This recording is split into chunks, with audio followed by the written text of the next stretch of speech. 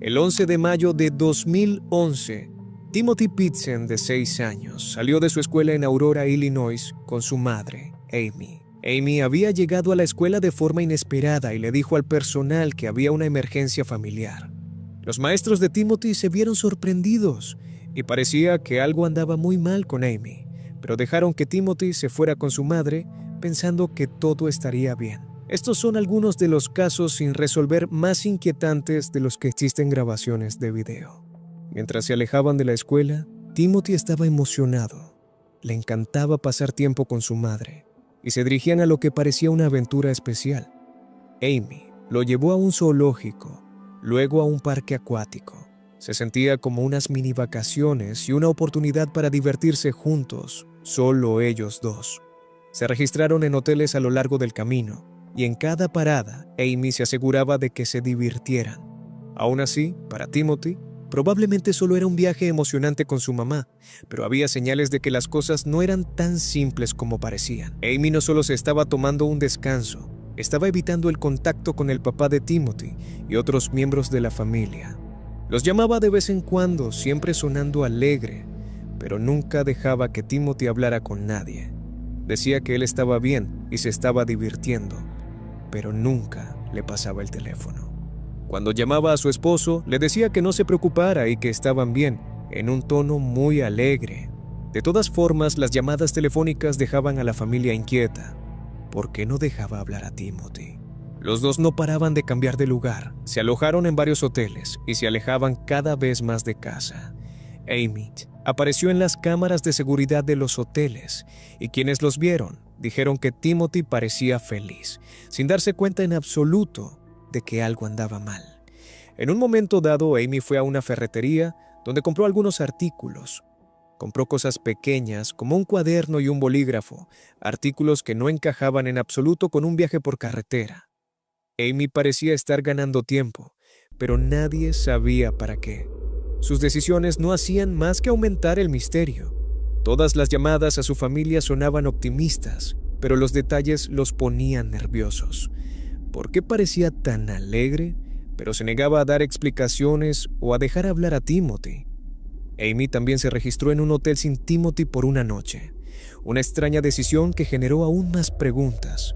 ¿Por qué iría a un hotel sola si Timothy todavía estaba con ella? ¿Y dónde dejó al niño de 6 años? Estas decisiones inexplicables se fueron acumulando, dejando a su familia cada vez más preocupada. Cuando Amy hizo su última llamada a su suegra, parecía tranquila. Le dijo que todo iba bien y que no debía preocuparse por nada. Sin embargo, esta vez su suegra la presionó, pidiendo directamente hablar con Timothy. Una vez más, Amy se negó, esta vez con la simple excusa de que él estaba ocupado jugando. Su voz era alegre, pero había algo extraño en su tono, como si estuviera ocultando algo más profundo. El 14 de mayo de 2011, Amy se registró en un motel de Rockford, Illinois. Para entonces, ella y Timothy llevaban 3 días viajando. Esa noche, las cámaras de seguridad captaron a Amy por última vez mientras entraba sola en su habitación. De Timothy no había ni rastro. Al día siguiente, el personal del motel encontró a Amy muerta en su habitación. Se había quitado la vida. Fue que era un hallazgo devastador, pero la conmoción no terminó ahí. Junto al cuerpo de Amy, la policía encontró una nota que ella había escrito. El mensaje, escrito con la letra de Amy, no hizo más que aumentar el misterio. Decía: Timothy está a salvo con personas que lo cuidarán. Nunca lo encontrarán. Sin embargo, había algo más en la nota que dejó aterrorizados a la familia de Timothy y a los investigadores. Ella había dejado a Timothy con alguien en quien confiaba, alguien que podría cuidar de él. Pero, ¿quiénes eran esas personas? ¿Acaso existían siquiera? La nota dejó a la familia de Timothy en estado de incredulidad. Amy les había asegurado a todos que estaban bien, pero ahora ella ya no estaba, y Timothy no aparecía por ningún lado. Mientras la policía registraba su auto, descubrieron rastros de sangre en uno de los asientos del vehículo.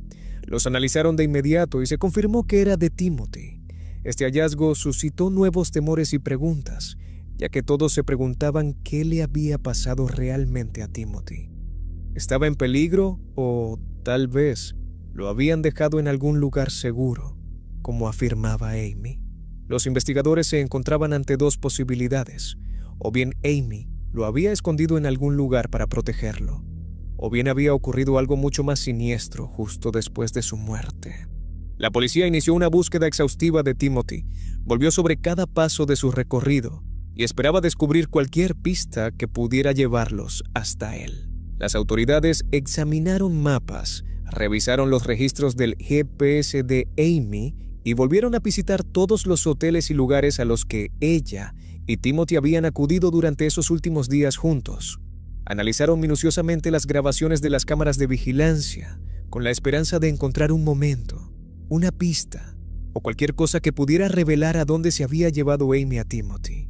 A medida que avanzaba la búsqueda, los investigadores encontraron más detalles extraños. El auto de Amy mostraba signos de haber circulado por caminos de tierra y zonas cubiertas de hierba. Era evidente que probablemente había estado en lugares remotos, seguramente lejos de cualquier ciudad o pueblo. Pero, ¿dónde exactamente? Los equipos de búsqueda registraron bosques, parques e incluso zonas aisladas que coincidían con las pistas dejadas por la tierra y las plantas encontradas en su auto. Sin embargo, a pesar de estos enormes esfuerzos, Timothy no aparecía por ningún lado. Mientras tanto, la historia de la desaparición de Timothy comenzó a difundirse por todo el país. Las cadenas de noticias se hicieron eco de la noticia, transmitiendo imágenes de Timothy con su brillante sonrisa y sus ojos inocentes. Su rostro aparecía por todas partes en la televisión, en los periódicos y en los carteles de personas desaparecidas. El público quedó cautivado por el misterio.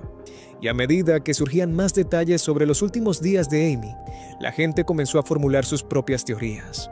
Jim Pitsen, el padre de Timothy, se convirtió en el rostro del dolor y la esperanza de la familia.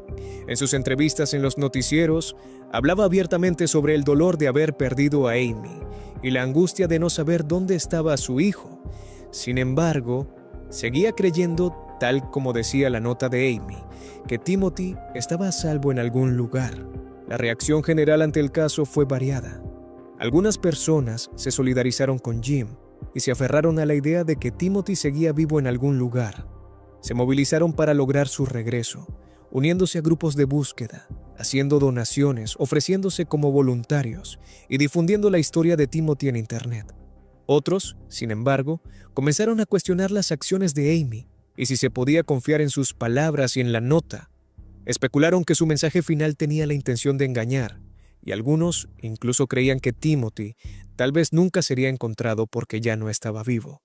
Luego, en 2019, 8 años después de la desaparición de Timothy, el caso dio un giro inesperado, cuando apareció un joven que afirmaba ser Timothy Pitsen y decía que finalmente había escapado de sus captores tras años de estar retenido contra su voluntad. Por un breve instante, la esperanza volvió a inundar a Jim y a su familia, quienes se sintieron abrumados por la emoción, creyendo que Timothy podría estar regresando finalmente a casa.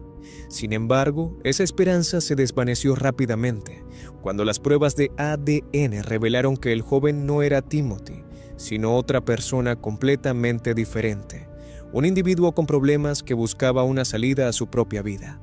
A pesar de la decepción, el caso de Timothy sigue abierto, ya que las autoridades se niegan a cerrarlo y su familia se aferra a la esperanza de que él siga vivo.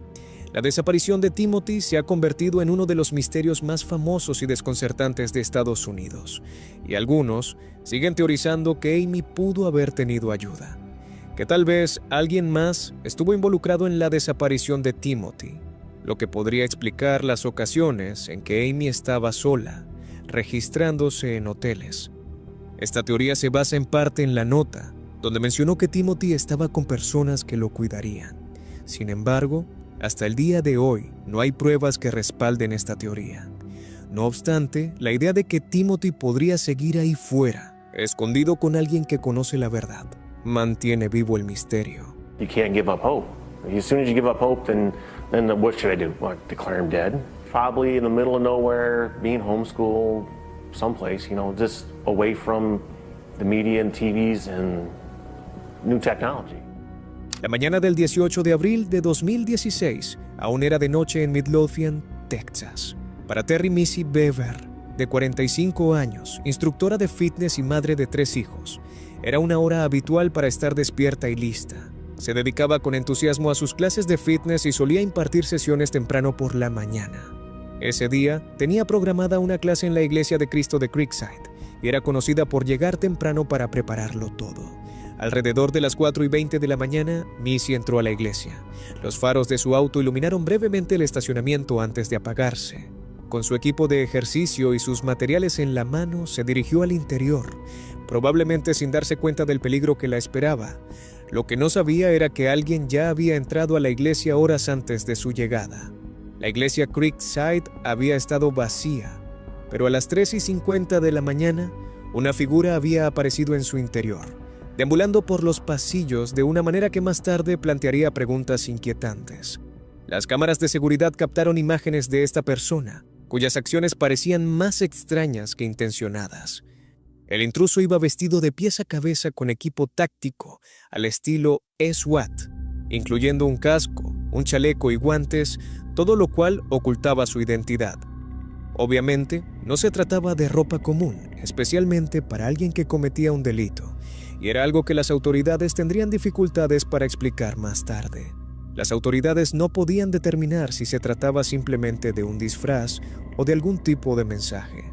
A medida que la figura se movía por la iglesia, sus acciones eran igualmente extrañas. En lugar de dirigirse directamente a una oficina, una caja fuerte o cualquier otro objetivo obvio, la persona se paseaba por allí, abriendo puertas, revisando habitaciones y dando golpecitos en las paredes. Su ritmo era tranquilo, casi como si tuviera todo el tiempo del mundo. No parecía que estuviera buscando nada en concreto. Daba la impresión de que simplemente estaba esperando. Las imágenes de seguridad mostraban a esta persona deteniéndose aquí y allá, quedándose de pie en silencio antes de volver a moverse. Fue este movimiento lento, casi distante, el que más tarde atormentaría a los espectadores. Uno de los aspectos más extraños captados por la cámara fue el hecho de que la figura parecía tambalearse ligeramente al caminar, luciendo torpe y poco familiarizada con la distribución de la iglesia. Alrededor de las 4:20 de la mañana, justo cuando Missy entró a la iglesia, las imágenes de la cámara terminaron. Hasta el día de hoy no está claro qué sucedió después. No está claro exactamente cuánto tiempo transcurrió entre el momento en que Missy entró en la iglesia y su encuentro con el intruso. Pero lo que sí se sabe es que Missy fue hallada muerta poco después. Su cuerpo fue descubierto por sus alumnos, que llegaron a clase poco después. La escena con la que se encontraron fue impactante. Missy había sufrido múltiples lesiones que se cree que le fueron infligidas con un martillo que quedó cerca de su cuerpo tras su muerte. Los investigadores recurrieron a las cámaras de seguridad de la iglesia Creekside con la esperanza de que contuvieran pistas que permitieran identificar al asesino de Missy. Sin embargo, las imágenes plantearon muchas más preguntas de las que respondieron. A medida que la figura se movía por la iglesia, rompía objetos y hacía añicos cristales de vez en cuando, lo que llevó a la policía a creer que la persona intentaba simular un robo que había salido mal. Sin embargo, esta teoría tenía poco sentido si se tenía en cuenta que el ladrón no se había llevado el bolso ni el iPad de Missy. Además, ¿por qué había elegido precisamente una iglesia? ¿Y cuál era el motivo? Si se trataba de un robo, sin duda era uno muy inusual. Después de que se descubriera el cuerpo de Missy en la iglesia Creekside, la policía de Midlothian se enfrentó a una tarea abrumadora porque había muy pocas pruebas. Los detectives a cargo comenzaron a ver las grabaciones una y otra vez para encontrar los detalles más pequeños, lo que les hizo notar el extraño modo de andar del asesino. Parecía moverse con cierta torpeza, como si llevara zapatos demasiado grandes, o simplemente tuviera un modo de andar muy característico. Luego, comenzaron a comparar el andar con el de las personas cercanas a Missy, y al comparar los videos del equipo SWAT con los de su padre, se ven inquietantemente similares. Esta evidencia, si es que se le puede llamar así, es extremadamente débil, y es un síntoma de lo misterioso y confuso que es el caso. Inicialmente, la policía pensó que el intruso podría ser una mujer, ya que parecía que la persona llevaba ropa demasiado grande o pesada. Sin embargo, Esta teoría no llevó a ninguna parte, y a medida que los detectives continuaban analizando las imágenes, acudieron a la familia, los amigos y los conocidos de Missy, con la esperanza de descubrir algún motivo o pista que pudiera conducirlos hacia un sospechoso. Les preguntaron sobre las relaciones de Missy, cualquier conflicto reciente y su agenda, buscando cualquier indicio que pudiera explicar por qué alguien la habría elegido como objetivo. El esposo de Missy, Brandon, sus 3 hijos y sus amigos más cercanos cooperaron plenamente, compartiendo información sobre la vida de Missy y cualquier dificultad a la que pudiera haberse enfrentado. Según sus seres queridos, Missy era muy querida, dedicada a su familia y apasionada por su trabajo como instructora de fitness.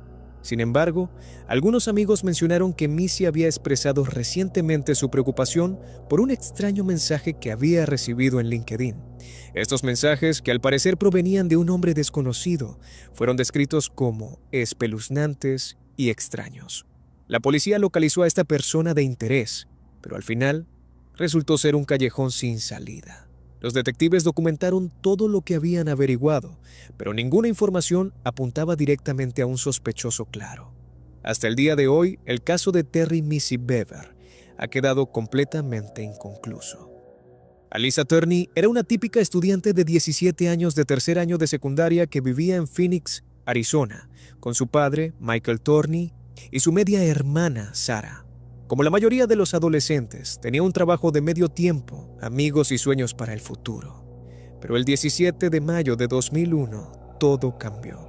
Ese fue el día en que Alyssa desapareció sin dejar rastro, dejando a su familia y a su comunidad buscando respuestas durante los años siguientes. Era el último día de clases y Alyssa esperaba con ansias las vacaciones de verano. Ella y sus amigos habían hecho planes para celebrar, y todo parecía normal.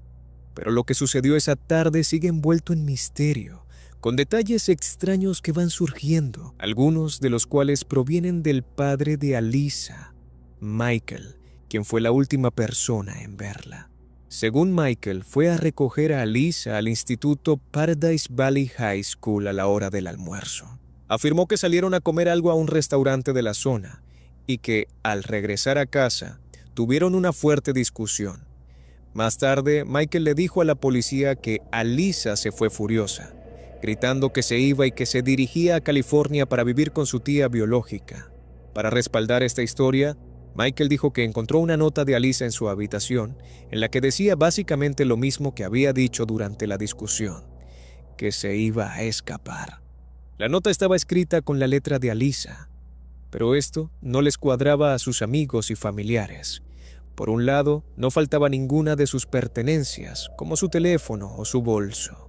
Si Alyssa realmente tenía la intención de huir, ¿por qué dejaría atrás todo lo que necesitaría? ¿Y por qué no les contó a ninguno de sus amigos cercanos sobre sus planes? Al principio, las autoridades consideraron a Alyssa una menor fugada, creyendo que podría haberse ido a California o que aún se encontraba en algún lugar cercano, en la zona de Phoenix. Sin embargo, empezaron a surgir dudas cuando los $1,800 de su cuenta bancaria permanecieron intactos y ella no se puso en contacto con ninguno de sus amigos ni familiares. A medida que la policía profundizaba en la investigación, descubrió algo extraño. Michael había estado siguiendo los movimientos de Alyssa de una forma que iba más allá de lo que muchos considerarían protector. De hecho, parecía tener un nivel inusual de control sobre su vida. En el trabajo, los colegas de Alyssa notaron que Michael aparecía ocasionalmente sin avisar, a veces con una cámara de video. En una ocasión, grabó en secreto las interacciones de su hija con los clientes. Los colegas y amigos afirman que lo hacía para garantizar su seguridad, pero no había una razón clara por la que tuviera que vigilarla de esa manera. Estas grabaciones tampoco se limitaban a su lugar de trabajo. Michael incluso había instalado dispositivos de vigilancia en su casa, y uno de los detalles más inquietantes fue el hallazgo de dispositivos de grabación ocultos en la sala de estar de la familia. No está claro con qué frecuencia Michael revisaba estas grabaciones, pero era evidente que tenía una intensa necesidad de controlar las acciones y conversaciones de Alyssa. Este tipo de comportamiento se extendía a casi todos los aspectos de la vida de Alyssa. Michael ejercía un control estricto sobre su vida social. Según se informa, revisaba sus llamadas telefónicas y limitaba el tiempo que pasaba con sus amigos. Los amigos de Alyssa describen a Michael como una persona excesivamente protectora y desconfiada, lo que hacía que Alyssa se sintiera incómoda y atrapada.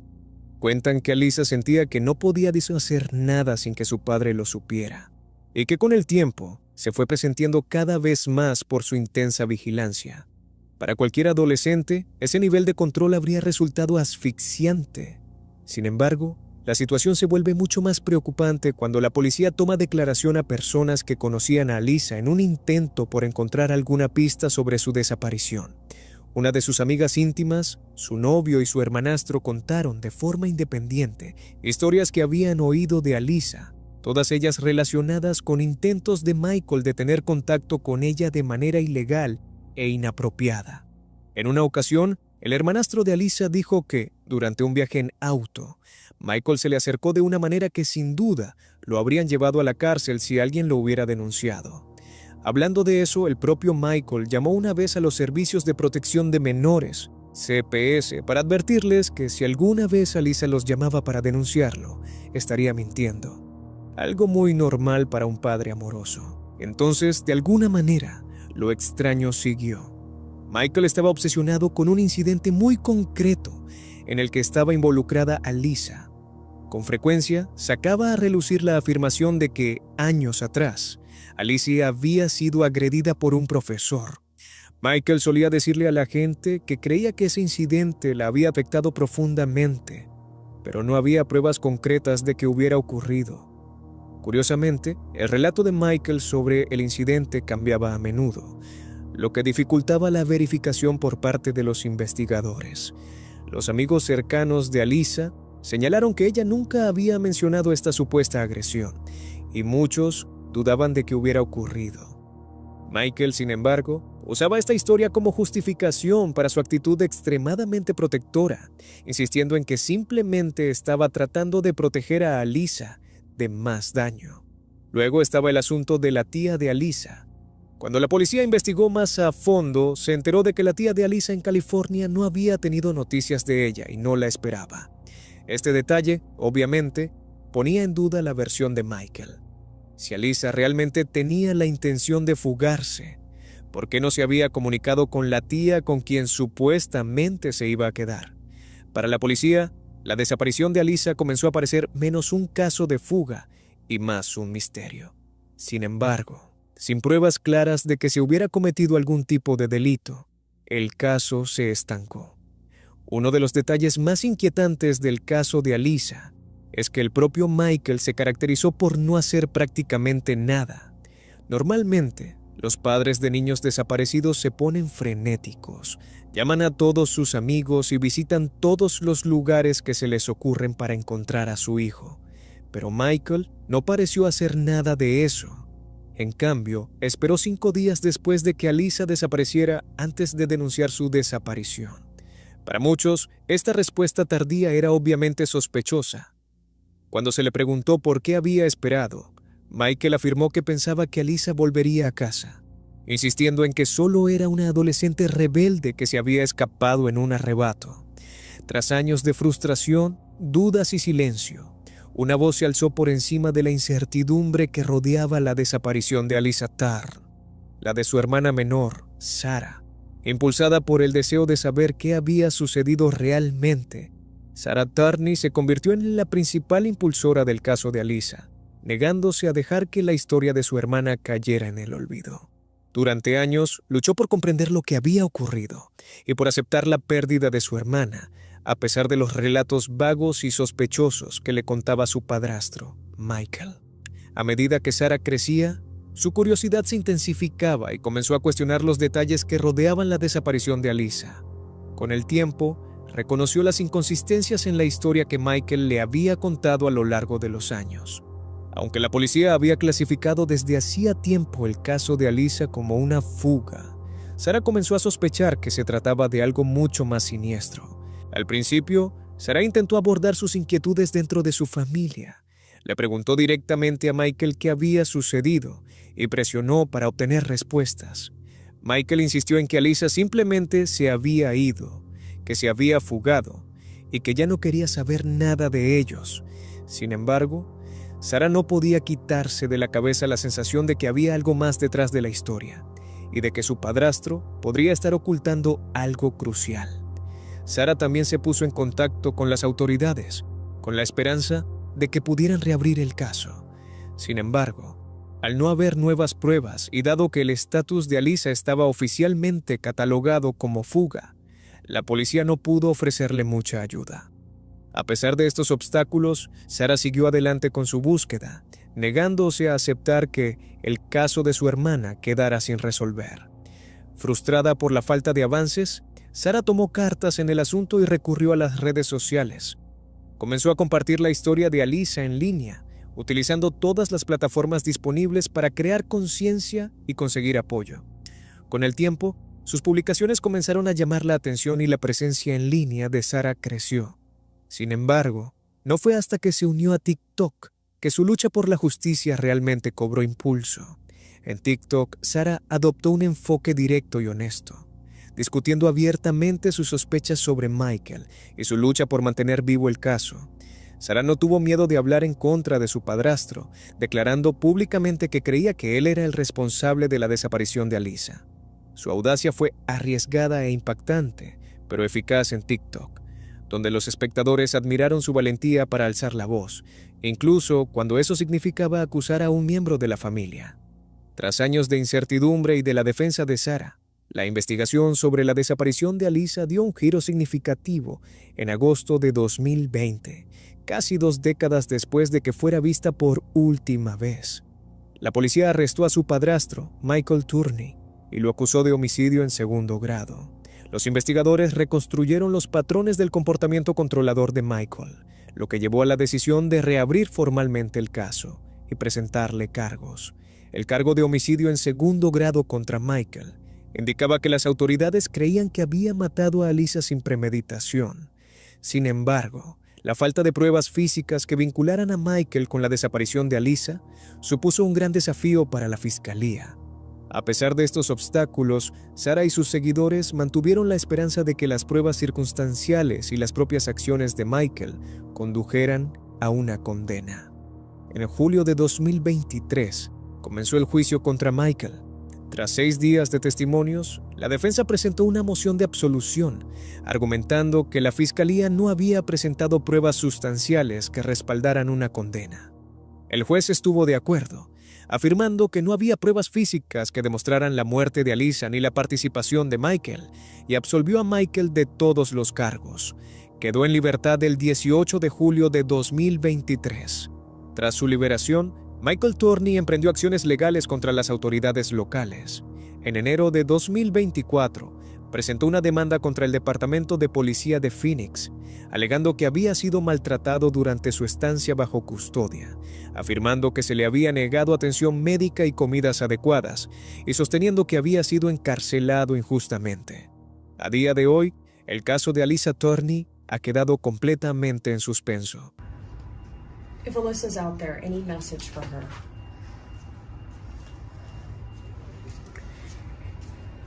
Same message I've always tried to give it. Which is, I love her. you want her to come home. Obviously so. Antes de continuar, no olvides suscribirte a nuestro canal si te apasiona este tipo de contenido. Y si este caso te ha impactado, el siguiente te dejará aún más desconcertado. Las vacaciones de su vida, un crucero por el Caribe, playas cálidas y el azul infinito del mar abierto. Amy Lynn Bradley, una joven de 23 años recién graduada de la universidad y originaria de Virginia, estaba encantada con el viaje. Acompañada de su familia, se embarcó en el crucero Rhapsody of the Seas de Royal Caribbean el 21 de marzo de 1998.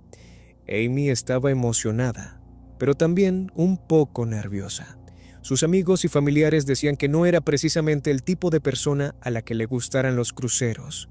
Amy era atlética, extrovertida e independiente, pero le daba miedo el mar abierto, lo que hacía que el crucero fuera un pequeño salto fuera de su zona de confort. La noche del 23 de marzo debería de haber sido como cualquier otra noche en el crucero.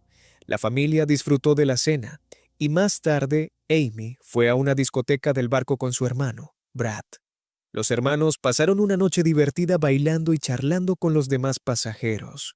En un video grabado esa noche, Amy se veía feliz y despreocupada. Alrededor de las 3:30 de la mañana, Brad salió de la discoteca para irse a dormir, y Amy le dijo que lo seguiría enseguida. Esta fue la última vez que la familia vio a Amy. A primera hora de la mañana siguiente, alrededor de las 5:30 de la mañana, los acontecimientos tomaron un giro impactante. El padre de Amy, Ron Bradley, se despertó en el camarote que compartían y se dio cuenta de que Amy no estaba en su cama, lo que inmediatamente le hizo saltar las alarmas. No era habitual que Amy se levantara tan temprano, sobre todo porque la noche anterior habían salido hasta tarde. Ron supuso inicialmente que tal vez se había subido a la cubierta para ver el amanecer, pensando que volvería pronto. Sin embargo, a medida que pasaban los minutos y Amy no regresaba, la preocupación de Ron aumentaba. Recorrió el barco, buscando cualquier señal de su hija. Revisó las áreas comunes y las cubiertas, e incluso fue al comedor del barco, pero no había rastro de Amy. Sintiéndose cada vez más desesperado, despertó al resto de la familia. La buscaron juntos, con la esperanza de encontrarla durmiendo en algún lugar o charlando con una amiga, pero Amy no aparecía por ningún lado. A las 6 de la mañana, la familia había informado de su desaparición a la tripulación del barco.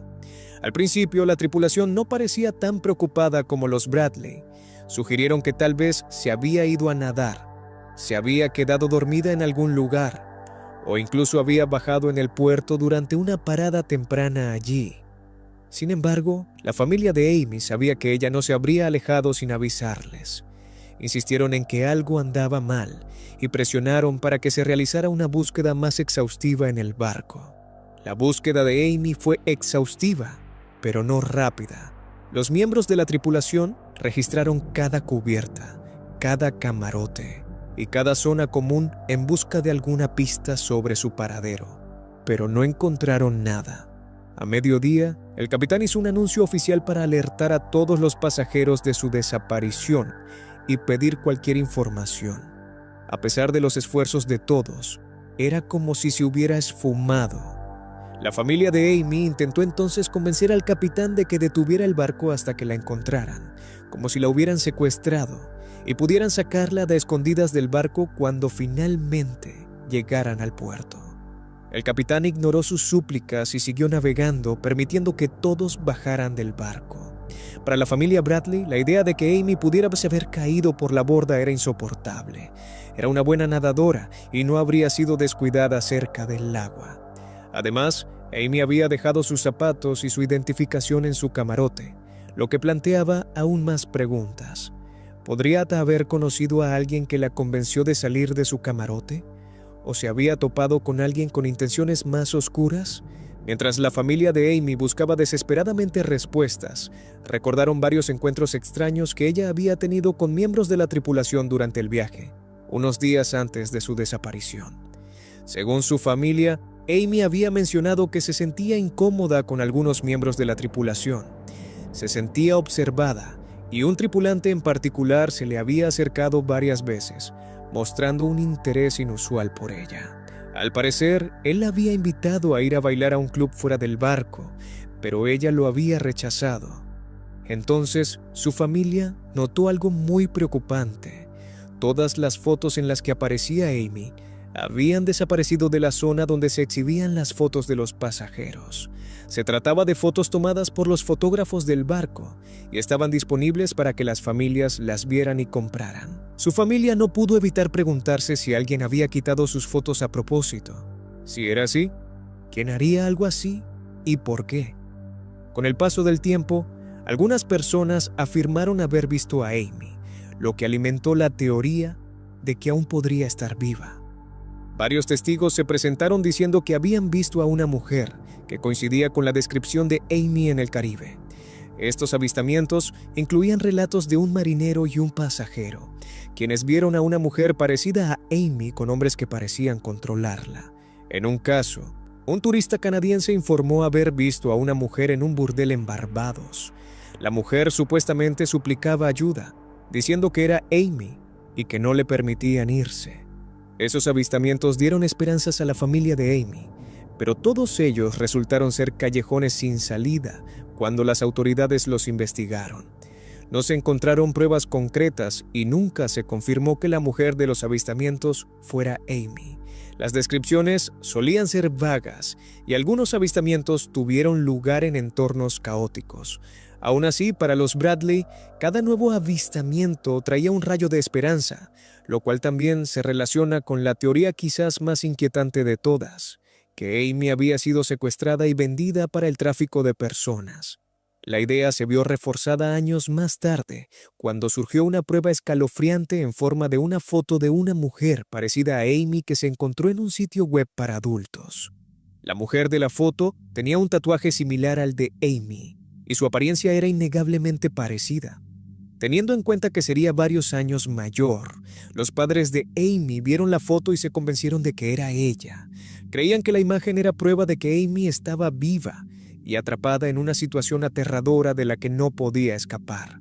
Los investigadores encontraron pruebas de redes de tráfico de personas que operaban en el Caribe, y una joven como Amy que viajaba sola de noche en el barco podría haber sido un objetivo.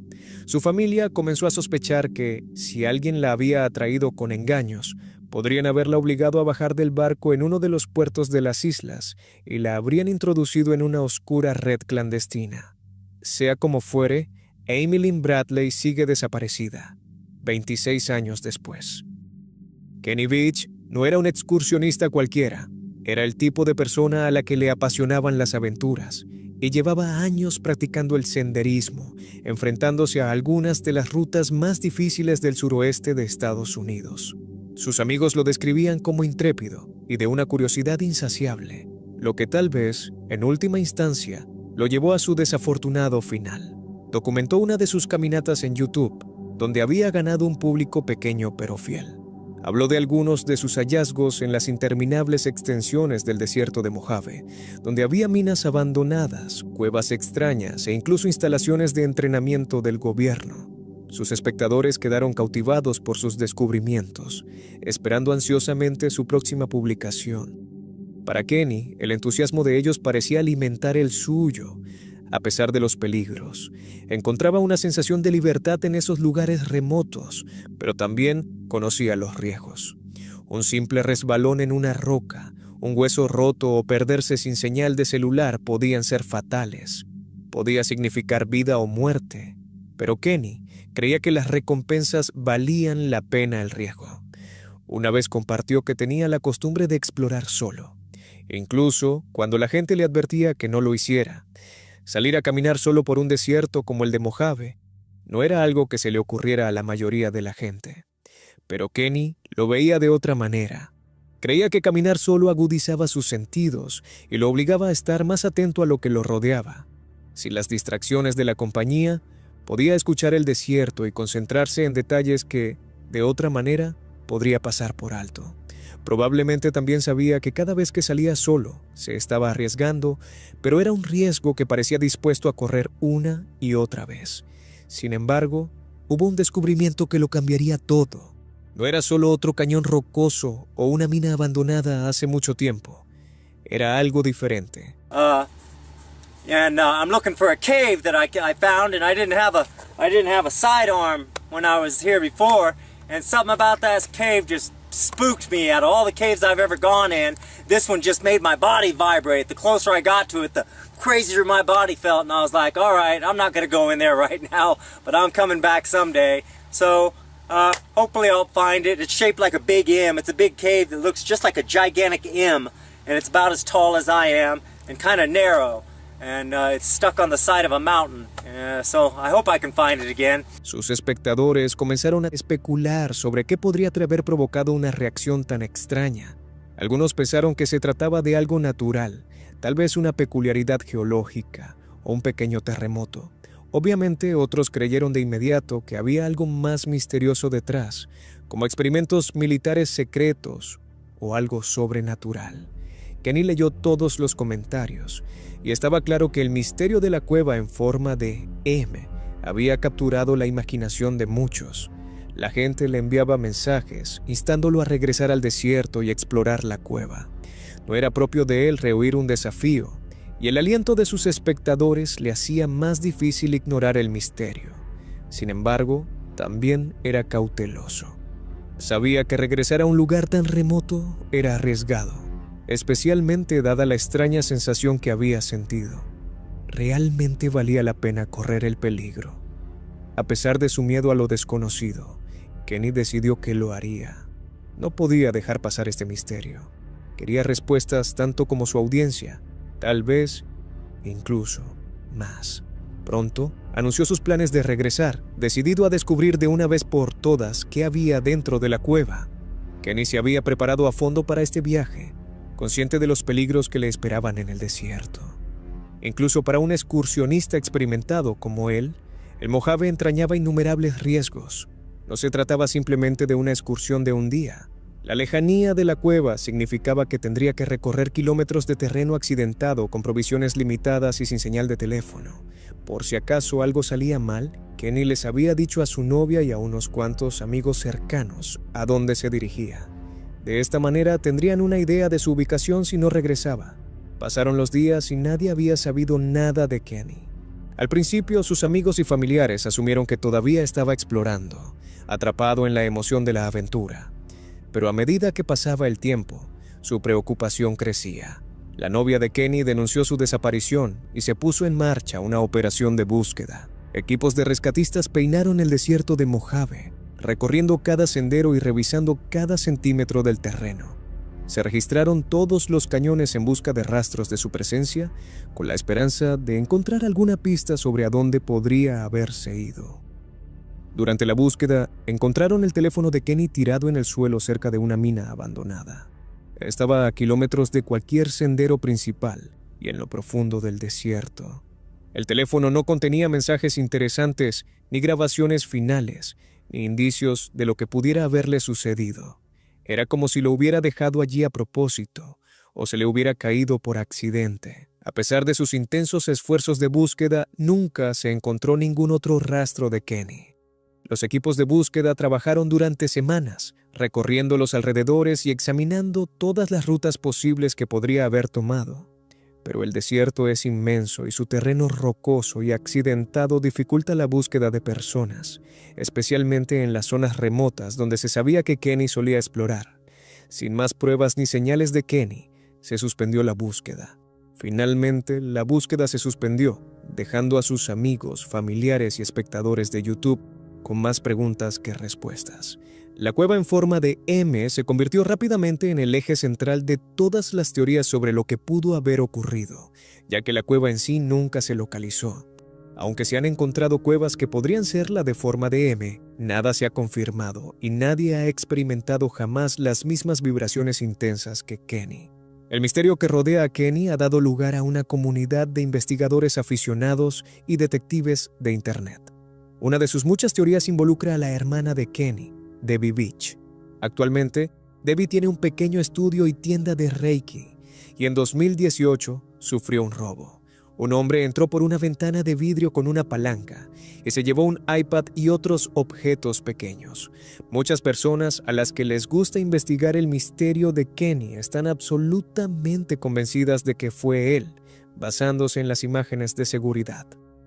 Debbie nunca ha insinuado siquiera que fuera Kenny, pero la gente sigue convencida. Claramente, están desesperados por descubrir qué le pasó.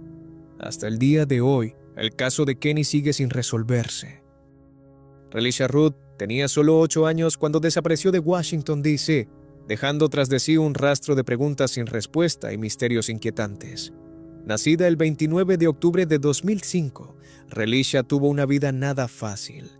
Su familia atravesaba dificultades económicas y ella pasó la mayor parte de su infancia mudándose de un lugar a otro en condiciones de vivienda inestables. Relisha y su familia finalmente encontraron un lugar donde quedarse, un refugio conocido como General Family Shelter. Aunque les proporcionaba un techo bajo el que vivir, era un entorno difícil para cualquier niño.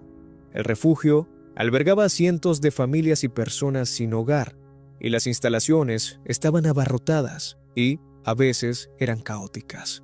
Para Relisha, El refugio era tanto su hogar como su patio de recreo, aunque estaba lejos de ser el entorno seguro y acogedor que todo niño merece. A pesar de estas dificultades, los maestros de Relisha y las personas que la conocían la describían como amigable y llena de curiosidad. Sabían cuánto le gustaba la escuela y lo feliz que parecía estar allí, encontrando cierta sensación de estabilidad y normalidad en el salón de clases. Sin embargo, su maestra notó que su asistencia era irregular. Los días se convirtieron en semanas y cuando Relisha dejó de ir a la escuela por completo, la gente comenzó a preocuparse. Al principio, nadie sabía qué pensar. La ausencia de Relisha era inusual, pero no del todo sorprendente. Vivir en el refugio significaba que su vida era impredecible, y lamentablemente no era raro que los niños en situaciones similares faltaran a la escuela. Los funcionarios de la escuela hicieron llamadas telefónicas y se pusieron en contacto con su familia. Cuando se contactó a su madre, Shamika Young, ella afirmó que Relisha estaba bajo el cuidado de un médico y que la estaban tratando por un problema de salud. Incluso proporcionó el nombre del médico, el Dr. Tatum. Aliviada, la escuela confió en la explicación de Shamika y no la presionó más. No tenían motivos para dudar de sus palabras, pero esta decisión pronto revelaría sus terribles consecuencias. Fue el 1 de marzo de 2014 cuando finalmente se contactó a las autoridades. Los funcionarios de la escuela decidieron investigar la ausencia de Relisha una vez más y descubrieron algo que los inquietó. El Dr. Tatum al que Relisha y su madre se habían referido no era médico en absoluto. Era Kil Tatum, un conserje del refugio donde vivían Relisha y su familia. Este giro inesperado hizo saltar las alarmas de todos los involucrados, ya que Kil no era solo un extraño para Relisha y su familia. Había desarrollado una relación cercana, casi inquietante, con ella. El personal del refugio y otras familias notaron cómo Tatum pasaba tiempo con Relisha. Le compraba regalos, la llevaba de paseo y le proporcionaba cosas que quizás su familia no podía permitirse.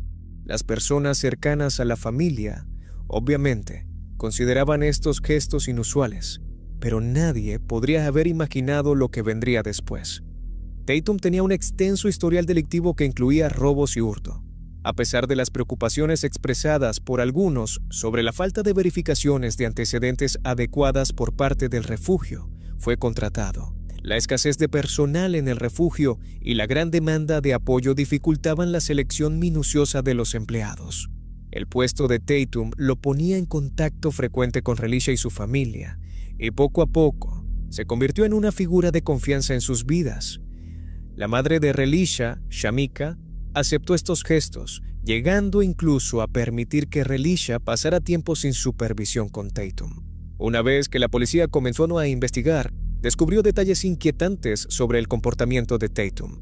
Las imágenes de vigilancia revelaron más tarde que Tatum había llevado a Relisha a un hotel en el noreste de Washington el 1 de marzo, que fue la última vez que se vio a la niña. Las acciones de Tatum tras ese día se volvieron aún más sospechosas. Fue visto comprando una pala, cal, un producto químico que se puede usar para neutralizar el olor de un cadáver en descomposición, y bolsas de basura grandes, artículos que sugerían que podría haber tenido la intención de encubrir un crimen. Luego, a medida que la investigación se intensificaba, ocurrió algo muy inesperado. Las autoridades descubrieron que la esposa de Khalil Tatum, Andrea, había sido encontrada muerta por una herida de bala en una habitación de hotel. Este acontecimiento no hizo más que aumentar la urgencia de la búsqueda de Relisha, y fue evidente que el Dr. Tatum era aún peor de lo que pensaba la policía. Las fuerzas del orden iniciaron una búsqueda a nivel nacional para localizar a Tatum. Mientras tanto, la madre de Relisha, Shamika, empezaba a decir cosas cada vez menos coherentes. Cuando la escuela le notificó por primera vez a Shamika que Relisha ya no asistía a clases, ella no avisó de inmediato a la policía ni al personal del refugio. Este retraso afectó gravemente la investigación y la respuesta general de Shamika fue lenta y en ocasiones evasiva. Cuando la policía y la Autoridad de Bienestar Infantil le preguntaron sobre el último paradero conocido de su hija, proporcionó información limitada y sus respuestas a menudo carecían de urgencia. Es posible que Shamika temiera meterse en problemas ella misma, ya que era consciente de la implicación de Tatum con su hija y de las posibles implicaciones legales de la negligencia. Las autoridades que investigaban el caso se sentían cada vez más frustradas por la falta de cooperación de Shamika. Aunque finalmente reconoció que Tatum había cuidado de Relisha, siguió haciendo declaraciones incoherentes sobre por qué había permitido que su hija pasara tanto tiempo con él. Sus explicaciones eran a menudo contradictorias, oscilando entre confiar en Tatum como una figura afectuosa y no ser consciente del peligro al que se enfrentaba su hija. El comportamiento de Shamika sugería o bien un nivel de confianza absurdamente alto en un desconocido, o bien una incapacidad total para reconocer los riesgos asociados con permitir que su hija quedara al cuidado de Tatum. El 1 de abril de 2014, probablemente ocurrió lo peor que podía pasar. Se descubrió que Tatum se había quitado la vida en un cobertizo en Kenilworth Park, una zona que ya había sido registrada en busca de Relisha. Tatum fue la última persona vista con Relisha, así que cuando murió, se llevó muchas de las respuestas consigo. Su muerte dejó a la policía buscando pistas a toda prisa, y a pesar de las búsquedas y las pistas, ya ni siquiera estaban seguros de si Relisha estaba viva, sola, o si se le habían entregado a otra persona. Estoy especulando, pero creo que es posible que Tatum tuviera una relación poco legal con Relisha y que la estuviera explotando con el permiso de Shamika. Quizás la esposa de Tatum, Andrea, se enteró, y ese fue el motivo detrás de su desafortunada muerte, aunque es probable que nunca se conozca el verdadero motivo detrás de la desaparición de Relisha Ruth. Y con esto concluye el video de hoy. Si quieres más contenido inquietante, puedes ver este video que YouTube cree que te gustará. Gracias por vernos.